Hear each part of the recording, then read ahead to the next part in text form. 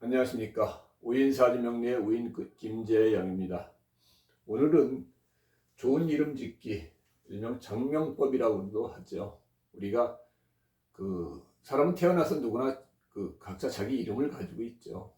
그 이름도 참 여러 가지인데, 그러면 어떤 이름이 좋은 이름이고 어떤 이름이 좀 안 좋은 이름인가, 이것에 대해서 그 사람한테 잘 맞는 이름이 좋겠죠. 뭐 이것이 모두한테 맞는 이름이다 이런 건 없고, 사람마다 다 각자 타고난 오행이 다르기 때문에 이름도 그 사람에 따라 좋은 이름이 있고 나쁜 이름이 있습니다. 우리가 한글도 세종대왕께서 밝혔듯이 음양 오행의 어떤 법칙에 따라서 한글이 창제되었습니다. 그래서 소리 오행이라는 게 있는데, 우리가 이름은 자기가 부르는 게 아니라 남이 불러주는 거지 않습니까? 그래서 여러 사람이 나한테 좋은 기운을 주는 것이죠. 좋은 이름을 불러줄 때마다. 일례로 우리가 어떤 동물들도 좋은 음악을 들어주면은 그 동물들이 병도 없고 잘 자라고, 닭 같은 경우에 알도 잘 낳고, 뭐 이런 게 실험에서 증명이 되듯이, 좋은 소리를 들으면은 사람은 어떤 기운이 업이 되고, 그 사람한테 나쁜 어떤 소리를 들으면은 그 기운이 다운이 됩니다. 우리가 뭐 유리창을 긁는 소리를 들으면은 상당히 그 기분이 나쁘죠. 그러나 음악을 듣거나 우리가 뭐 바람 소리, 새 소리를 들으면은 기분이 올라가는 것과 마찬가지로, 나한테 좋은 기운에 해당되는 어떤 소리를 여러 사람이 나한테 불러줄 때 그 사람의 어떤 기운은 계속 상승할 수 있다. 그래서 좋은 이름이 필요하다. 한 번 이름을 지으면은 평생 가지 않습니까? 그래서 이름을 지을 때 상당히 잘 지어야 된다는 게 맞습니다. 그래서 우리가 태어날 때 사주는 자기 뜻대로 뭐 가지고 태어나지 못하지 않습니까? 하늘의 뜻이죠. 그러나 이름만큼은 우리가 해줄 수가 있는 거죠. 신생아가 태어날 때 아버지, 어머니가 애한테 해줄 수 있는 최고의 선물일 수 있습니다.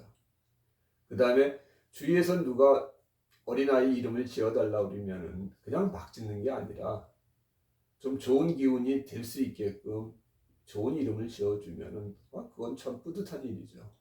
그래서 이름을 지을 때는 그냥 뭐 부르기 쉬운 이름이 좋은 이름이다 이게 아닙니다. 그 사람한테 좋은 기운이 어떤 기운이냐 이걸 파악한 다음에 그 기운에 해당되는 자음을 써서 이름을 짓는 게 옳은 방법입니다. 그래서 오늘은 어떤 이름이 좋으냐, 좋은 이름을 짓는 어떤 방법, 원리에 대해서 여러분한테 설명을 해드리고자 합니다. 그래서 이 강의만 여러분들이 충실히 보시면은 앞으로 이름 짓는데 어떤 어려움도 없을 겁니다. 그리고 저 이름이 좋은 이름이다, 안 좋은 이름이다를 여러분께서 바로 파악하실 수 있을 겁니다. 사주를 조금만 아시는 분이면. 그래서 다른 사람이 지은 이름도 그것이 제대로 저 사람이 뭘 가지고 이름을 적구나 아니구나를 파악할 수가 있습니다. 그러면 지금부터 강의를 시작하도록 하겠습니다. 첫째, 우리가 좋은 이름을 지을 때 먼저 고려사항이 몇 가지가 있습니다. 이걸 먼저 말씀을 드리고 장명의 원리에 대해서 설명을 해드리도록 하겠습니다. 제일 먼저 우리가 고려해야 될 사항이 성별입니다. 성별. 우리가 신생아가 태어났을 때 그 아이의 성별이 뭐냐, 여자아이냐 남자아이냐, 그리고 장명을 의뢰받았을 때 그 아이가 여자아이입니까 남자아이입니까, 이것을 반드시 물어봐야 되죠. 성별을 안 다음에 두 번째는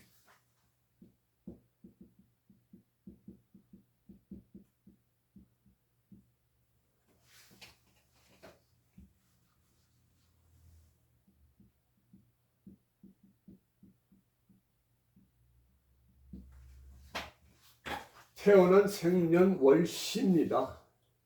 정확히 사주를 뽑으려면 생년월시를 정확히 알아야 되죠. 옛날하고 달라서 요즘은 병원이나 조리원 같은 데서 애를 낳기 때문에 생년월시가 정확합니다. 그렇기 때문에 사주도 정확히 뽑을 수가 있는 거죠. 그래서 생년월시가 어떻게 됩니까? 해가지고 생년월시를 정확히 여러분들이 그거를 물어보셔야 됩니다. 그 다음에 세 번째는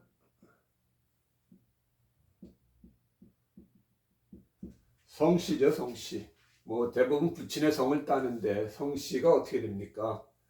뭐 엄마 성을 딸 때는 엄마의 성씨가 뭡니까? 성씨를 알아야 그 다음에 이름을 짓는 거죠. 그래서 성씨도 여러분들이 반드시 알으셔야 되고요. 네 번째는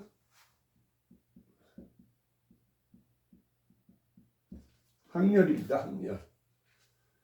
옛날에는 대부분 학렬을 많이 땄죠. 특히나 이제 남자아이 같은 경우에는 집안 대대로 내려오는 학렬자가 있어서 거기에 맞춰서 이름을 대부분 지었습니다. 요즘은 이제 그게 많이 없어졌는데 그래도 아직까지 우리 집안은 어떤 학렬을 쓴다 이렇게 얘기하는 게 있기 때문에 학렬을 쓰십니까? 쓰시면 어떤 자를 학렬을 쓰십니까?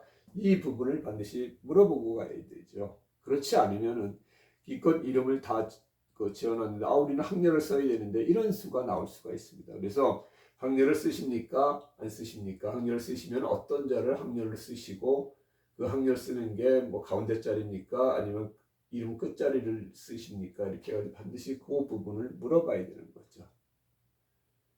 그래서 학렬을 물어보시고 그 다음에 다섯 번째가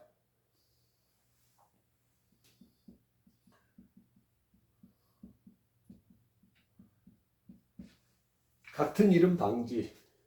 이게 중요합니다. 왜냐면은 이렇게 해가지고 이름을 다 지었는데 그 이름이 우리 고모랑 같은데 우리 삼촌이랑 같은데 이래 놓으면은 기껏 이름을 지었는데 다시 짓는 그런 수가 발생할 수가 있어요. 이름은 사주 분석하는 거하고 달라서 한 2, 3일 걸립니다. 상당히 좀 복잡해요.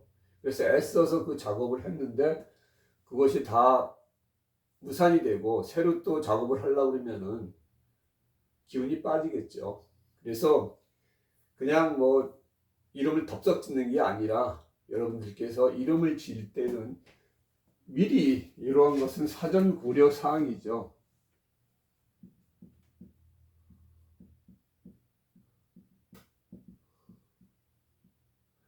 사전 고려 사항입니다. 사전에 이러한 것들을 다 살펴보신 다음에 이런 게 있구나. 그 다음에 이제 이름을 짓는 걸로 들어가셔야 됩니다.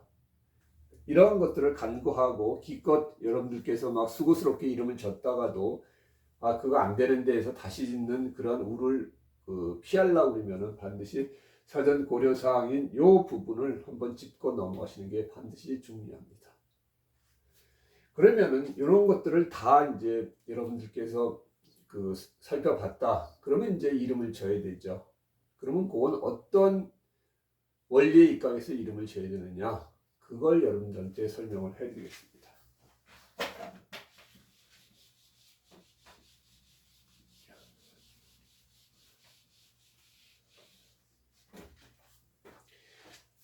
우리가 이름을 지을 때는 제일 먼저 해야 될 부분이 사주 분석입니다. 사주 분석.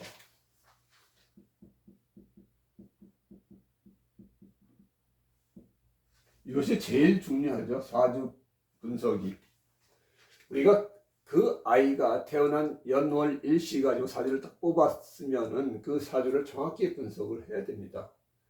간혹 보면은 이름을 지을 때 사주에 없는 오행을 찾아서 그 오행을 가지고 이름을 지으면 된다 이렇게 말씀하시는 분이 있는데 이것은 일견 맞기도 하고 일견 틀리기도 합니다. 왜냐하면은 사주에 필요한 오행이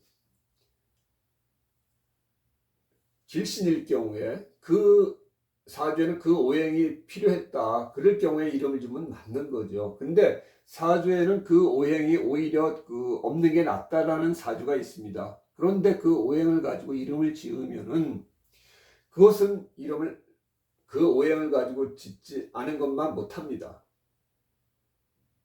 모든 사주가 다 오행이 필요한 건 아닙니다.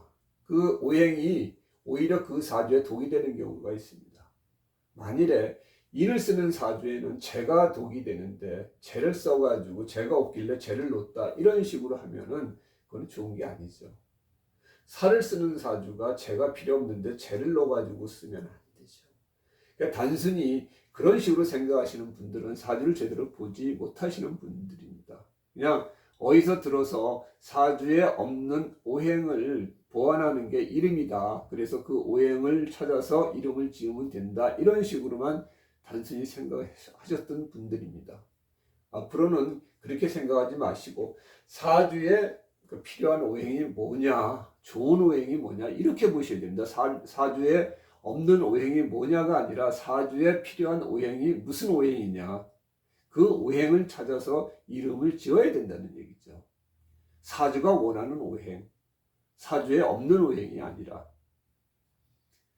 없는 게 필요한 오행일 수도 있고요. 없는 게 나은 오행일 수도 있습니다. 그러니까 여러분들이 어떤 정의를 사주에 필요한 오행이라고 반드시 머리에 암기를 하셔야 됩니다.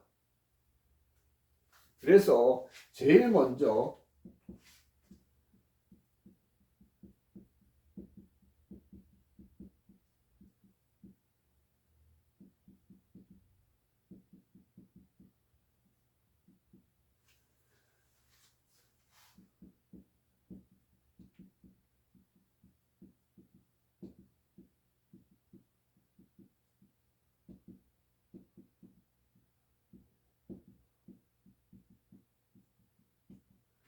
사주에 용신을 찾는 게 제일 중요합니다. 용신. 사주의 용신이 뭐냐? 우리 용신 배웠죠? 사주의 용신이란 월지와 그 월지에서 투출된 원령이다. 팔자 용신 전구 원령이라 팔자의 용신은 반드시 원령에서 구한다.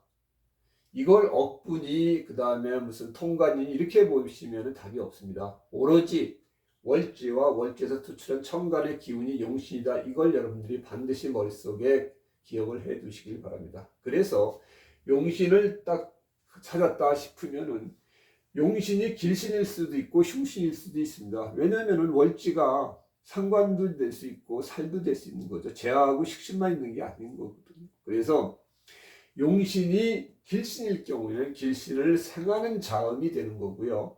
용신이 흉신일 때는 그 흉신을 극하는 자음을 써서 그 이름을 지으면 됩니다. 용신이 상관이다 그러면 상관을 누를 수 있는 인에 해당되는 자음이 있겠죠. 그 자음을 쓰시면 되는 거고요. 살이 용신이다 그럴 경우는 살을 제어하는 식신에 해당되는 자음을 쓰면 되는 거죠. 이런 식으로 용신이 흉신이냐 길신이냐를 따져서 길신은 생하는 자음을 쓰시면 되고요. 흉신은 극하는 자음을 쓰시면 된다는 얘기죠. 간단한 논리죠. 그러나 용신을 제대로 못 찾고 그 다음에 그러한 방법을 모르면은 간단한 원리임에도 불구하고 제대로 이름을 짓지는 못하는 것입니다. 그래서 오늘부터 여러분들은 이 강의를 들으신 후부터는 반드시 이러한 논리에 의해서 이름을 짓는다. 이걸 여러분들이 반드시 기억하시길 바랍니다. 두 번째는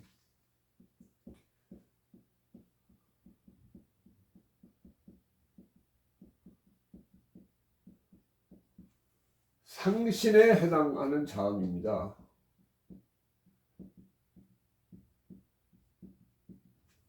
상신이 뭐죠? 우리가 이것은 서로 상자도 되지만 재상상자도 되는 겁니다. 그래서 내가 임금이면 나를 보필해주는 좋은 기운인 거죠. 그래서 길신이 용신일 때는 상신은 그걸 생하는 기운이 상신일 거고 그 다음에 용신이 흉신일 때는 그것을 극하거나 합해서 못쓰게 하는 기운이 상신일 겁니다. 그래서 상신에 해당하는 기운을 쓰시면 되는 거고요. 그 기운에 해당되는 자음을 이름을 지을 때 쓰시면 된다는 얘기입니다. 그래서 결국은 이 요지는 사주를 정확히 분석해서 용신하고 상신을 정확히 짚어낼 수 있으면은 이름 짓는 거는 거의 절반은 끝났다 이렇게 말씀하셔도 되는 겁니다. 그리고 세 번째는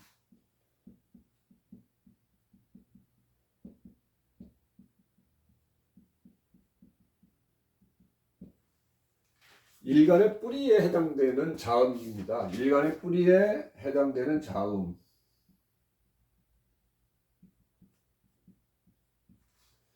그 사주가 우리가 일간이 좀 튼튼해야 그 사주를 제대로 부릴 수가 있습니다. 아무리 좋은 길신이 많아도 관과 살이 있을 경우에 일간이 약하면 내 생명이 위험할 수 있지 않습니까? 그럴 경우에 일간의 뿌리가 되는 자음을 써서 이름으로 보충할 수가 있습니다. 그래서 일간이 약할 경우에는 일간의 뿌리에 해당되는 자음을 쓰시면 되고요. 일간이 강하고 근데 용신이 약할 경우에는 용신의 뿌리가 되는 기운에 해당되는 자음을 써서 이름을 지으면 좋습니다. 그래서 사주를 분석해서 이 여기에는 어떤 자음을 쓰는 것이 그 기운을 가져와서 일간도 왕하게 하고 그 용신도 튼튼하게 하고 그런 기운을 정확히 분석할 수 있어야 된다는 얘기죠. 그래서 용신 아까 얘기했듯이 길신, 흉신일 경우에 생하는 자음이고 극하는 자음이고 이런 식으로 그 다음에 상신에 해당하는 자음, 일간의 뿌리에 해당되는 자음 이렇게 알면은 이름 짓는 데는 거의 큰 문제 없다 이렇게 보실 수가 있고요. 그 다음에 여기서 또